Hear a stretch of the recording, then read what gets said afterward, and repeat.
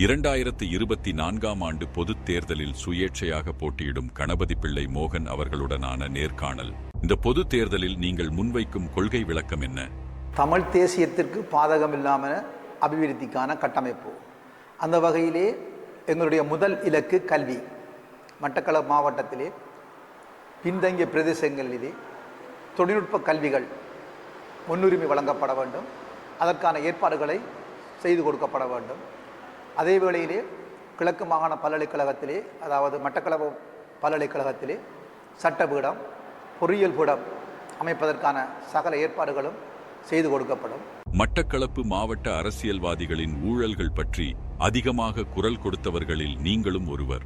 நீங்கள் பாராளுமன்ற உறுப்பினராக தெரிவு செய்யப்படும் பட்சத்தில் ஊழல் அரசியல்வாதிகளுக்கு எதிராக உங்களால் மேற்கொள்ளப்படும் நடவடிக்கைகள் என்ன? நாங்கள் பாராளுமன்றம் தெரிவு செய்யப்பட்டால் உடனடியாக ஊழலுக்கு எதிரான செயற்பாடுகளாக இருந்தால், பிள்ளையான் அவர்களால் மாவடியோடை பகுதியிலே அபகரிக்கப்பட்ட ஏராளமான அரச காணிகளை பறிமுதல் செய்து உரிய மக்களுக்கு பங்களிப்பு செய்வோம், அதை பகிர்ந்தளிப்போம். ஏனென்றால் அந்த மாவடியோடை காணியை ஆரம்பத்தில் அந்த மக்களை குடியேற்றுவதற்காக சந்திரகாந்தன் அவர்கள், பிள்ளையான் அவர்கள் முதலமைச்சராக இருந்த காலத்திலே அந்த பிரதேசத்திலே கொண்டு சென்றவன் நான். அங்கே பல இடர்பாடுகளை எங்களுக்கு தோற்றுவித்தார்கள். அதன் பின்புதான் அதில் ஒரு பகுதியில் இருந்த மக்களை நான் அகத்திய கிராமம் என்கிற கிராமத்திலே அங்கே ஒன்று குடியமர்த்தியிருந்தேன். இதனுடைய ஆரம்ப கர்த்தா நான் தான். அந்த மக்களை அங்கு குடியமர்த்துவதற்காக இப்போது தற்சமயம் பிள்ளையான் அவர்களால் ஆக்கிரமிக்கப்பட்டிருக்கின்ற சுமார் 200-300க்கும் மேற்பட்ட ஏக்கர் நிலங்கள் அங்கே அவர்கள் சொந்தமாக்கி வேலிகளிட்டு சொந்தப்படுத்தி இருக்கின்றார். அவை நிச்சயமாக எங்களுக்கு ஒரு வாய்ப்பு கிடைக்கும் பட்சத்தில் அது அரசால் பறிமுதல் செய்யப்பட்டு ஏழை விவசாயிகளுக்கு பகிர்ந்தளிக்க நாங்கள் நடவடிக்கை எடுப்போம். அதனை விடுத்து வாகரையில் ஏற்பட்டிருக்கின்ற இறால்பண்ணை மோசடி, கொக்கட்டுச்சேரியில் ஏற்பட்டிருக்கின்ற இறால்பண்ணை மோசடி அனைத்துக்கு நாங்கள் தீர்வு காண்போம். முன்னாள் இராஜாங்க அமைச்சருக்கு தற்போது எம்பி பதவி கூட இல்லாத நிலை ஏற்பட்டுள்ளது. இந்த நிலையில் அரசியலில் எதிரெதிர் திசையில் பயணித்த வியாழேந்திரன் தற்போது ஜனாவுக்கு ஆதரவளிப்பதாக தெரிவித்துள்ளதை நீங்கள் எவ்வாறு பார்க்கின்றீர்கள்? வியாழேந்திரன் அவர்கள் உண்மையாக அது சேர்ந்த இடம், ஜனாவோட சேர்ந்த இடம், அது நல்ல இடம். ஏனென்றால் 2 பேரும் அரசியல் வியாபாரிகள்.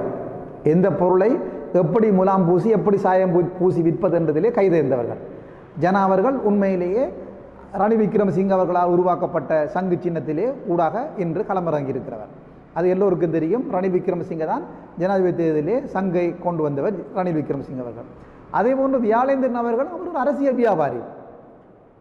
எந்த பொருளை எப்படி விற்க, அவர் எந்த பொருள் கிடைத்தாலும் அதை மார்க்கெட்டிங் செய்வார். இதுதான் அவருடையது. அவர் அன்று தமிழ் தேசிய கூட்டமைப்பை பற்றி பேசியிருந்தார். பிறகு அதுக்கு பிறகு மஹிந்தவை ஆதரித்து பேசியிருந்தார். அதுக்கு பிறகு கோட்டாவை ஆதரித்து பேசியிருந்தார். பிறகு ரணிலுடன் வந்ததுக்கு பிறகு கோட்டாவை எதிர்த்து பேசியிருந்தார். இப்போது திருப்பி தமிழ் தேசியத்தை ஆதரித்து பேசுகிறார். அவர்களும் வியாபாரிகள். அதே போன்று ஜனா அவர்களும் அவர் ஒரு வியாபாரி. அவர் அன்று வீடு என்றார், பிறகு குத்து விளக்கு என்றார், இப்போது சங்கென்றார். ஆனபடினால் காலத்துக்கு ஏற்ற மாதிரி எந்த பொருளை கொண்டு விற்கலாம் என்று தெரிந்து நாசுக்காக வியாபாரம் பண்ணுகிறவர் அரசியல் வியாபாரிகள். எனவே வியாழேந்திரனுக்கு கூட அரசியல் எதிர்காலம் இப்போதைக்கு இல்லாத இருந்தாலும் ஏதோ ஒரு பொருளை கையில் எடுத்து மண்ணை கூட அதுக்கு கலர் பண்ணி இந்த மண்ணை போட்டு பாத்திரம் தேஞ்சா வெளுக்கு மண்டு தெரிஞ்சவர் விற்பனை பண்ணக்கூடிய ஒரு வியாபாரி. பொதுவாக உங்கள் பிரச்சாரங்கள் கல்குடா தொகுதியை மையப்படுத்தியே காணப்படுகிறது. இதனூடாக நீங்கள் பாராளுமன்றம் செல்வதற்கு போதுமான வாக்குகளை பெற முடியும் என்று நினைக்கின்றீர்களா? உங்களுடைய பார்வை தவறானது என்று நினைக்கின்றேன். எங்கள் இலக்கு தனியாக கல்குடா தொகுதி மாத்திரமல்ல. கடந்த காலங்களிலே எங்களுடைய கூடுதலான வேலை திட்டங்கள் பட்டிருப்பு தொகுதியை நோக்கி நகர்ந்திருந்தது. காரணம், பட்டிருப்பு தொகுதியில் ஏராளமான புறக்கணிப்புகள் செய்யப்பட்டிருந்தன. அதனை விடுத்து கல்குடா தொகுதியிலும் செய்திருக்கின்றோம் அபிவிருத்தி திட்டங்கள். அதேபோல் மட்டக்களப்பு தொகுதியிலும் செய்திருக்கின்றோம். அவ்வாறு நாங்கள் ஒரு தொகுதியாக குறிக்கப்பட்டு நாங்கள் செய்யவில்லை. ஆனால் எங்கெங்கெல்லாம் மக்களுடைய தேவைகள் அதிகமாக இருக்கின்றது, எந்த பிரதேசங்களிலே மக்கள் புறக்கணிக்கப்பட்டிருக்கிறார்கள் என்று பார்த்து அந்த வகையிலே நாங்கள் அந்த அடிப்படையிலே நாங்கள் அந்த வேலை திட்டங்களை செய்திருக்கின்றோம். தமிழர்கள் திசை காட்டிக்கு அளிக்கும் வாக்குகள் தங்கள் தலையில் தாங்களே மண்ணை வாரி இறைப்பது போல என்று உங்கள் பிரச்சார மேடையிலே குறிப்பிட்டிருந்தீர்கள். இது பற்றி தெளிவாக கூற முடியுமா? கடந்த காலங்களிலே கூடுதலாக தேசிய கட்சிகள், சிங்கள தேசிய கட்சிகள் ஒரு யுக்தியை கையாண்டார்கள். மட்டக்களப்பு மாவட்டத்திலே தமிழர்களையும் முஸ்லீம்களையும் இணைத்து தேர்தலிலே பங்கேற்பது, தமிழர்களுடைய வாக்குகளை எடுத்துக்கொண்டு முஸ்லீம் அரசியல்வாதிகள் பிரசன்னமாவது, இது கடந்த காலங்களிலே நடந்து வந்த வரலாறு. அமீர் அலியாக இருக்கட்டும், ஹிஸ்புல்லாவாக இருக்கட்டும், அலிசாயிர் மௌலானாவாக இருக்கட்டும். அதே யுக்தியைத்தான் இப்பொழுது ஜேவிபியும் கையாண்டிருக்கின்றார்கள். உண்மையிலே பாருங்கள், 3 முஸ்லிம் வேட்பாளர்களும் 5 அரசியல் அனுபவமே இல்லாமல், சமூக சேவை சிந்தனையே இல்லாத, மட்டக்களப்பிலே எத்தனை கிராம சேவையாளர் பிரிவு, எத்தனை பிரதேச செயலாளர் பிரிவு, மட்டக்களப்பிலுடைய மக்கள் எண்ணிக்கை கூட, அடிப்படை அறிவு கூட தெரியாதவர்கள் இன்று ஜேவிபியிலே களமிறக்கப்பட்டிருக்கிறார்கள். இது மக்கள் ஒவ்வொருத்தர் சிந்திக்க வேண்டிய விஷயம். அவர்களுக்கும் சமூகத்துக்கும் எந்த சம்பந்தமே இல்லாதவர்கள் என்று ஜேவிபி வேட்பாளர்களாக இருக்கின்றார்கள். நோக்கம் என்னவென்றால், இந்த 3 முஸ்லிம் ஜேவிபி வேட்பாளர்களும் தங்களுடைய பணங்களை அவர்களுக்கு கொடுத்து அவர்களை அங்கே நியமித்திருக்கின்றார்கள். அந்த பணங்களூடாக ஏராளமான உற்சாகமான விளையாட்டுகள் தொடக்கம் சகல விஷயங்கள் நடைபெற்றுக் கொண்டிருக்கின்றன. தமிழர்களுடைய தாங்கள் ஒரு ஆசனத்தை பெறுவதற்காக தமிழுடைய வாக்குகளை சுவீகரிப்பதற்கான ஒரு வேலை திட்டம். இந்த இடத்தில் நான் ஒரு கருத்தை வைக்கின்றேன். தயவு செய்து எங்களுக்கு வாக்களியுங்கள். எங்களுக்கு வாக்களிக்க விருப்பம் இல்லாவிட்டால் அந்த வாக்கை ஜேவிபிக்கு அளிக்காதீர்கள் தமிழர்கள். ஏனென்றால் அந்த தமிழருடைய வாக்கு நிச்சயமாக ஒரு தமிழ் ஜேவிபி பாராளுமன்ற உறுப்பினரை உருவாக்காது. இது நீங்கள் 15ஆம் தேதி அந்த பெறுபேறை நீங்கள் பார்க்கும்போது தெரியும். ஜேவிபி வெற்றி அடைந்தால் நிச்சயமாக அதில் ஒரு முஸ்லிம் வேட்பாளர் வெற்றி பெறுவார். ஆரம்ப காலம் தொட்டு நீங்கள் அரசியல் ரீதியாக ஐக்கிய தேசிய கட்சிக்கும் முன்னாள் ஜனாதிபதி ரணில் விக்ரமசிங்க அவர்களுக்கும் மிகவும் விசுவாசமாக செயல்பட்டு வந்துள்ளீர்கள். அது பற்றி உங்களின் தற்போதைய நிலைப்பாடு என்ன? நீங்கள் எங்காவது தேடி பார்க்கலாம், நான் ஐக்கிய தேசிய கட்சியில் ஒரு அடிப்படை உறுப்பினர் கூட கிடையாது. ஒரு அடிப்படை உறுப்பினராக கூட பதிவு செய்யப்படவில்லை. ஆனால் நல்லாட்சி அரசாங்கத்திலே நாங்கள் ரணில் விக்ரமசிங்கவுடன் இணைந்து மைத்ரிபால சிறிசேனவை ஜனாதிபதியாக்குவதற்காக நாங்கள் பாடுபட்டவர்கள். ஆனாலும் நான் ரணில் விக்ரமசிங்க அவர்களுடன் நெருக்கமான தொடர்புகளை பேணி வந்தேன். நெருக்கமான நட்புறவு இருந்தது. அதனை கொண்டு தான் நாங்கள் செயற்பட்டமே தவிர ஐக்கிய தேசிய கட்சியிலே நான் ஒரு சாதாரண உறுப்பினர் கூட நான் கிடையாது. இதுதான் உண்மையான நிலைப்பாடு. ஒரு கட்டத்தில் ஐக்கிய தேசிய கட்சியுடன் நாங்கள் தேர்தல் கேட்டிருந்தோம். நாம் திராவிடர் இருக்கின்ற ஒரு அரசியல் அமைப்பை நாங்கள் உருவாக்கி இருந்தோம். நாம் திராவிடர் என்கின்ற அமைப்பு தான் ஐக்கிய தேசிய கட்சியுடன் இணைந்து தேர்தலை போட்டியிட்டது. அதைவிட இன்னொரு சான்று கூறுகின்றேன். சஜித் பிரேமதாஸ் அவர்கள் ஜனாதிபதியாக போட்டியிட்ட நேரத்திலே ரணில் விக்ரமசிங்கே அவர்களை அழைத்து நாங்கள் ஐக்கிய தேசிய கட்சி மேடையில் நாங்கள் பிரச்சாரம் பண்ணவில்லை. தமிழ் உணவு அமைப்பு மேடையிலே தான் நாங்கள் ரணில் விக்ரமசிங்கே அவர்களை வைத்து சஜித் பிரேமதாஸ் உட்கார்ந்து எடுத்து நாங்கள் பிரச்சாரங்கள் மேற்கொண்டிருந்தோம். எனவே நாங்கள் எந்த காரணம் கொண்டும் ஐக்கிய தேசிய கட்சியினுடைய பங்காளிகள் அல்ல. ஆனால் ரணில் விக்ரமசிங்கே அவருடைய நெருக்கமான நண்பர். முன்னாள் ஜனாதிபதி ரணில் விக்ரமசிங்கவுடன் நீங்கள் நெருங்கிய தொடர்பில் இருந்த போதிலும் அவரின் சிலிண்டர் சின்னத்தில் போட்டியிடாமல் பசுமாடு சின்னத்தில் போட்டியிடுவதன் நோக்கம் என்ன? உங்களுடைய கேள்விக்கு சரியான ஒரு பதிலை நான் வழங்க இருக்கின்றேன். நல்லாட்சி அரசாங்கத்திலே நான் ரணில் விக்ரமசிங்கோடு நெருக்கமாக இருந்து கூட நாங்கள் அன்று நாம் திராவிடர் என்ற தனியாகத்தான் நாங்கள் தேர்தலிலே களமிறங்கி இருந்தோம். என்ன காரணம் என்று சொன்னால், தமிழர்களுடைய வாக்குகளை நாங்கள் முன்பு கூறியது போன்று மாற்றினத்தவருடன் சேர்ந்து எங்கள் வாக்குகளால் முஸ்லீம் எம்பிக்கள் தெரிவு செய்யப்படக்கூடாது என்பதற்காகத்தான் அன்றும் நாங்கள் ரணில் விக்ரமசிங்க பிரதமராக இருந்த காலத்தில் கூட நாங்கள் ரணில் விக்ரமசிங்க கட்சியிலே தேர்தலிலே போட்டியிடாமல் தனியே நாங்கள் நாம் திராவிடர் என்கிற கட்சி மூலம் தான் நாங்கள் அது போட்டியிட்டு இருந்தோம். அதே போன்றுதான் இன்றும் இதே நிலைப்பாடு தான்.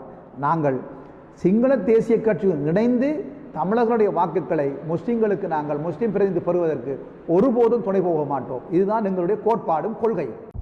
நீங்கள் முன்னாள் பாராளுமன்ற உறுப்பினர் ஹிஸ்புல்லாவிடம் பணம் வாங்கிக் கொண்டு தேர்தலில் இறங்கியுள்ளதாக தகவல் வெளியாகியுள்ளது. இது தொடர்பில் உங்கள் பதில் என்ன? நாங்கள் இந்த முஸ்லிம் கட்சிகளிடம் காசு வாங்கி சுயேட்சை குழுவிலே களமிறங்கி இருப்பதாக பரவலான ஒரு புழுகு மூட்டையை இன்று பிள்ளையான் ஜனா போன்றவர் அவிழ்த்து விட்டிருக்கின்றார்கள். ஏறாவூர் செங்கலடியிலே தேதியும் நாங்கள் செங்கரடி பகுதியிலே எவ்வாறு செயற்பட்டு கொண்டிருக்கின்றோம் என்கின்ற எங்களை பற்றி அடிப்படை மக்களுக்கு தெரிந்திருக்கும். அதை விடுத்து இன்று நான் கேட்கின்றேன், நாங்கள் சுயேட்சையாக களமிறங்கி இருக்கின்றோம் என்று சொன்னால், அப்படியானால் இந்த செங்கொடி சிகப்பு கொடி என்ற ஆக்கள் களமிறங்கி இருக்கிறார்கள், அவர்கள் யாரிடம் காசு வாங்கி இருக்கிறார்கள்? இந்த பல்கலைக்கழக மாணவர்கள் கூட ஒரு குழுவாக சுயேட்சை குழுவாக களமிறங்கி இருக்கிறார்கள், அவர்கள் யாரிடம் காசு வாங்கி இருக்கிறார்கள்? ஏன் பிள்ளையானுடைய பொருளாளர் தேவராஜன் கூட ஒரு சுயேட்சை குழுவை போட்டி போடுகின்றார், அவர் யாரிடம் காசு வாங்கி இருக்கின்றார்கள்? எனவே அரசியலுக்கு நாங்கள் இன்று வந்தவர்கள் அல்ல, நாங்கள் தொடர்ச்சியாக பல அரசியல் களத்தில் இருப்பவர்கள். நீங்கள் இன்றைக்கு புதுசாக ஒருவர் வந்தார் சொல்லலாம், இவர் ஏதோ ஒரு நோக்கத்துக்காக வருகின்றார் என்று சொல்லி. நாங்கள் களத்தில் நிற்பவர்கள், மக்களுடன் வேலை செய்பவர்கள். எங்களுக்கு மற்றவரிடம் பணத்தை வாங்கி கொண்டு சேவை செய்ய வேண்டிய வேலை இல்லை. இன்று பாருங்கள், ஆனந்தபுரம் என்கின்ற சொந்த காணியை, கோடிக்கணக்கான பெறுமதியான காணியை கூட நாங்கள் ஒரு கிராமத்தை வந்தார முறையில் உருவாக்கி வைத்திருக்கின்றோம். இவையெல்லாம் எங்களுக்கு தேவையற்ற. ஆனால் அவர்கள் என்ன பிரச்சாரத்தை பண்ணினாலும் மக்களுக்கு எங்களை பற்றிய தெளிவு மக்களுக்கு இருக்கின்றது. இதெல்லாம் அவர்கள் தோல்வி பயத்திலே மக்களிட மடையராக்குவதற்காக சொல்லப்படுகிற விஷயங்கள். நீங்கள் பாராளுமன்றம் தெரிவு செய்யப்படும் நிலையில் மயிலத்தமடு மாதவனை பண்ணையாளர்களின் நீண்ட நாள் பிரச்சினை தொடர்பாக நீங்கள் முன்வைக்கும் தீர்வு என்ன? மயிலத்தமடு மாதவன பிரச்சினை உண்மையிலேயே அது ரணில் விக்ரமசிங்க காலத்தில் இலகுவாக தீர்க்கப்பட்டிருக்க வேண்டிய விடயம். அதனை இரா சாணக்கியன் அவர்கள் பூதாகரமாக சிங்கள பேரினவாதிகள் மத்தியிலே அதனை ஒரு பெரிய பிரச்சனையாக காண்பித்து சிங்கள பேரினவாதிகளை கொண்டு ரணில் விக்ரமசிங்க அவர்கள் நெருக்கடியை கொடுக்க வைத்தார். அதனால் தான் இந்த மயிலத்தமடு பிரச்சனை உண்மையாக தாமதப்பட்டது. இருந்தும் எங்களது மிக கடினமான முயற்சியின் காரணமாக 3000க்கும் மேற்பட்ட ஏக்கர் நிலங்கள் இன்று பண்ணையாளர்களுக்கு ஒதுக்கப்பட்டு கொடுக்கிறது. குளங்கள் அபிவிருத்தி செய்யப்பட்டிருக்கின்றது. அங்கிருந்த போக்குவரத்து வீதிகளை செய்து கொடுத்திருந்தோம். இந்த மயிலத்தமடு பிரச்சனையை சிக்கலாக்கியது சாணக்கியன் அவர்கள் தான். அது மாத்திரமல்ல, அவர்களால் நீதிமன்றத்திலே வழக்கல் தாக்கப்பட்டு நீதிமன்ற உத்தரவை கூட அவர்கள் வாங்கியிருந்தும் கூட அதனை நடைமுறைப்படுத்துவதற்கு அவர் ஏதுவாக முனையவில்லை. மாறாக அவர்கள் காந்தி பூங்காவிலே அதுக்கு நீதிமன்ற நடவடிக்கை எடுக்கவில்லை என்று பிரச்சாரம் பண்ணினாலே தவிர நீதிமன்றத்தை நாடி இந்த நடவடிக்கை எடுக்கப்படவில்லையோ நீதிமன்றத்துக்குரிய கவனத்துக்கு அவர் கொண்டு வரவில்லை. ஆனால் எங்களை பொறுத்தவரையிலே இதுவரை காலமும் ரணில் விக்ரமசிங்கே இருந்த காலத்திலே நாங்கள் ஒரு பாரிய நகர்வை நகர்த்தி வெற்றி கண்டிருக்கின்றோம். தொடர்ச்சியாக இன்னும் சில குறைபாடுகள் இருக்கின்றன. எங்களுக்கு ஒரு வாய்ப்பு கிடைத்தால் நிச்சயமாக அந்த மயிலத்தமடு மாதவன பிரச்சனையை முழுமையாக நாங்கள் அதை நிவர்த்தி செய்து கொடுப்போம். இதுவரை காலமும் தமிழரசு கட்சி தேசியம் மற்றும் உரிமை சார்ந்த கொள்கைகளை முன்வைத்தே தேர்தல்களை களம் கண்டு வந்தது. ஆனால் தற்போது முன்னாள் பாராளுமன்ற உறுப்பினரும் தற்போதைய தமிழரசு கட்சி வேட்பாளருமான இராச்சமாணிக்கம் சாணக்கியன் உரிமையுடன் கூடிய அபிவிருத்தி என்ற புதிய கோஷத்தினை முன்வைத்துள்ளார். இதனால் தமிழரசு கட்சி தமிழ் தேசியத்தை விட்டு விலகிச் செல்வதாக நீங்கள் நினைக்கின்றீர்களா? இது தொடர்பாக உங்கள் பார்வை என்ன? உண்மையிலேயே தமிழரசு கட்சிக்குள் உண்மையான ஒரு சில தமிழ் தேசியவாதிகள் இருக்கத்தான் செய்கிறார்கள். அதனை விடுத்து தமிழ் தேசியத்தை பயன்படுத்தி தங்கள் சொந்த நலன், அமைச்சு பதவி, அதிகாரம் என்பதற்காக தமிழரசு கட்சிக்குள் ஊடுருவியவர்கள் ஏராளம் பேர் இருக்கிறார்கள். அதிலே சாணக்கியன் ஒருவர். நிச்சயமாக சாணக்கியன் அவர்களுக்கு அன்று வாய்ப்பு கிடைத்திருந்தால் அவர் நிச்சயமாக கட்சியை விட்டு சஜித் பிரேமதாசோடு சேர்ந்திருப்பார்.